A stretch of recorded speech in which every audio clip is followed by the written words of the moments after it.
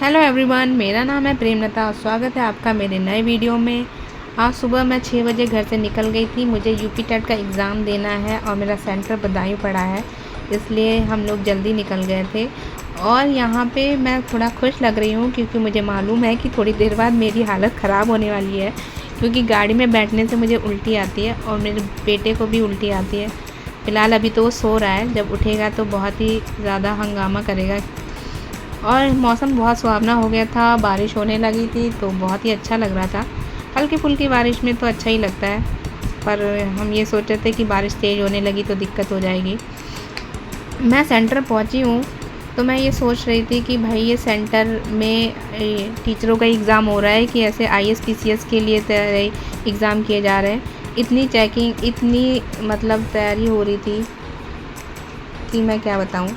जो सेंटर में 3 लाइनें लगी थी, एक में आपका स्कैनिंग हो रही थी, दूसरे में KYC कर रहे थे, तीसरे में बायोमेट्रिक कर रहे थे। पता नहीं कौन कौन सी चेकिंग थी। मैं ये सोची कि भाई तुम एक कमरे में ले जाके हमारा अल्ट्रासाउंड और हमारा एक्सरे भी कर लो तो ज़्यादा सही है। मतलब सेंटर नहीं लग रहा था, ऐसा लग रहा था कि हम एम्स हॉस्पिटल आ गए हैं और यहाँ पे हमारे चेकअप हो ही जा रहे हों। और उसके बाद हम रूम पे गए हैं तो रूम जो हमारा इतने पैसे लिए गए, ऐसा लग रहा था टोटली वेस्ट थे, क्योंकि ऐसे खंडर स्कूलों में हम लोग के सेंटर पड़े थे जहाँ पे कोई सुविधा नहीं थी। ऐसा लग रहा था कि हम हुमायूं का मकबरा देखने आ रहे हैं, इस तरीके से स्कूल थे। कोई पंखा नहीं, कोई सुविधा नहीं, चेयर भी ठीक से नहीं थी, कुछ भी सही नहीं था। और पानी जैसे ही बरसा है थोड़ा सा तो वहाँ पे एकदम झमाझम पानी भर गया। कैसे निकले, कैसे क्या करें, समझ में नहीं आ रहा था। और जो स्कैनिंग कर रही थी वो तो बहुत ही अलग लेवल की थी भाई। उन्होंने तो कान के निकलवा दिए, गले का निकलवा दिया, नाक का, चिमटी और क्लचर, चूड़ियाँ तक निकलवा दी गई वहाँ पे।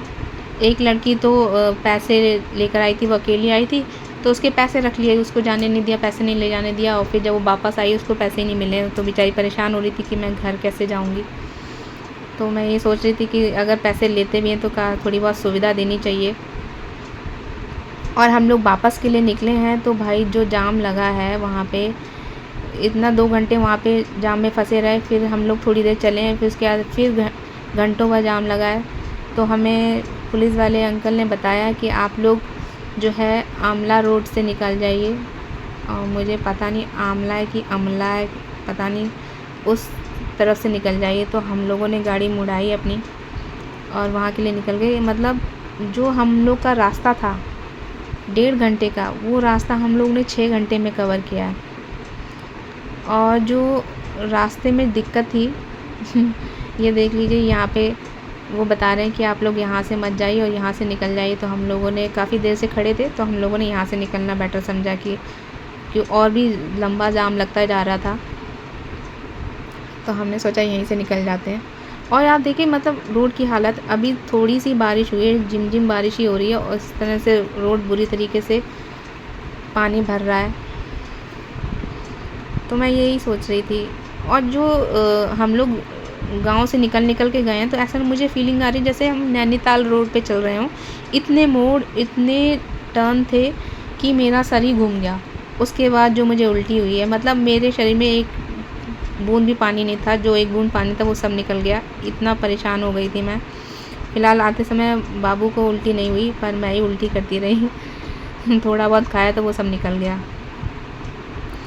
तो ये जो एग्ज़ाम सेंटर जाते हैं, इन लोग इतना पैसा लेते हैं, इनको थोड़ा बहुत तो सुविधा देनी चाहिए। और हमारे जो एग्ज़ामिनर थे बड़े ईमानदार थे भाई। वो मुझे, हम लोगों को वो दिखा रहे थे कि देखिए हम आपके सामने सील खोल रहे हैं और हम लोग पूरी ईमानदारी से आपका एग्ज़ाम करवा रहे हैं और आपके सामने सील खुल रही है। मैंने कहा ये यहाँ पे सील खुल रही है, वहाँ पेपर लीक हो चुका होगा। और अभी देखो पेपर लीक निकला है, अभी अखबार में पता चलेगा कहाँ लीक हुआ कहाँ नहीं हुआ। फ़िलहाल मैं घर आ गई हूँ और सब्सक्राइब करें। Bye bye.